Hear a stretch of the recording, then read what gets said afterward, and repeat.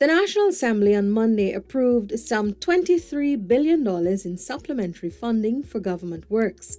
This includes $10 billion for flood relief, $1.5 billion for the GuySuCo Corporation, $623 million to repair the Demerara Harbour Bridge, and $619 million for COVID-19 vaccines, among other key projects.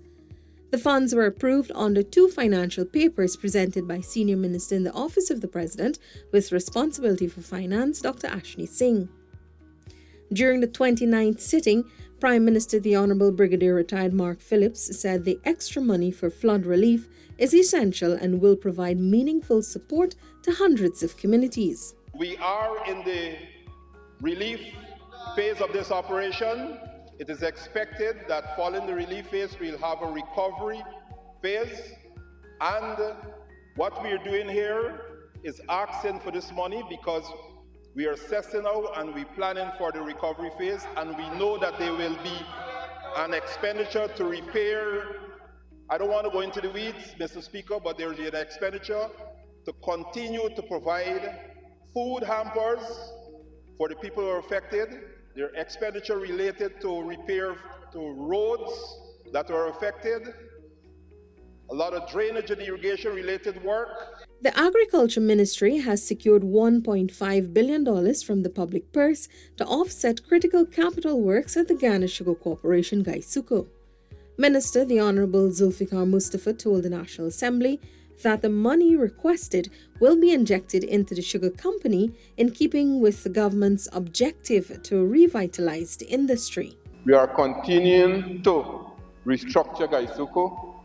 There are critical parts that are needed to rehabilitate and recapitalize on the present estate and also to reopen the closed sugar estate that you all closed. $40 million will be pumped into the Skeldon and Enmore estates respectively. Another $292 million will advance works at the Rose Hall estate as well, while rehabilitation works will continue at the Albion estate to the tune of $718 million. Blairmont is set to receive $149 million and Iflot $259 million.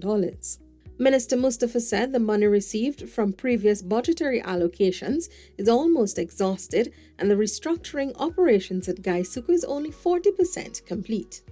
Approval was also given for $619 million to purchase more COVID-19 vaccines. Minister of Health, the Honourable Dr. Frank Anthony, who gave a breakdown of purchases, says the vaccines are necessary to inoculate the country's adult population against COVID-19. We're also procuring vaccines through the CARICOM African Union mechanism, and we have allocated $341 million under this heading to be able to procure those vaccines. We've also allocated approximately $278 million to buy an additional 58,000 doses of Sputnik V vaccine. So if you add the two sum, you will get $619 million, and that is what this allocation is for. Meanwhile, another $623 million supplementary budget sought by the Ministry of Public Works to support the infrastructure of the Demerara Harbour Bridge was approved. Defending the request, Minister of Public Works, the Honourable Bishop Juan Edgell, recalled that upon assuming office last year, he discovered that the bridge was in a dire state and warranted emergency intervention. The monies that are sought here is to effect the much needed repairs on span 9 and span 10 of the Demerara Harbour Bridge. Span 9 and span 10 are the two retractor spans. They have a number of damages and breakages. An additional $412 million, aside from the $623 million, was also sought for repair to the bridge's anchorage system. The National Assembly also approved $186.4 million to facilitate more infrastructural works through the Ministry of Culture, Youth and Sports Ground Enhancement Program. Minister the Honourable Charles Ramson Jr. told the House his ministry had already exhausted its budget to undertake several ground enhancement works across the country, hence the request for additional funds. Ground enhancement. The line is called ground enhancement. It forms part of what communities do for their community grounds, which includes playing of sports. But it's not only for the playing of sports. It is a community ground for which all kinds of activities occur there, which in social activities, it's used for training, all of the pavilions, etc.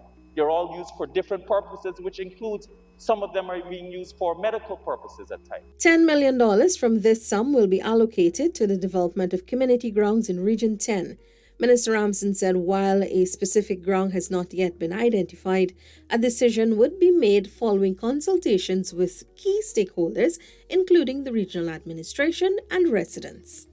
Government will also be distributing some 350 new house lots in Charity Region 2, Pomeroon, Supanam, as it forges ahead to fulfill its promise of delivering 50,000 house lots in 5 years. Minister of Housing and Water, the Honourable Colin Crowell, made this announcement on Monday as he sought approval for an additional $2.8 billion. We will be in Region Number 2 next week on the 25th to allocate 350 in charity. Some $960 million was also approved to support the work of the Ghana Defence Force, the Ghana Police Force, and Customs Anti-Narcotic Unit. This includes a $618 million first payment for an offshore patrol vessel for the Ghana Defence Force.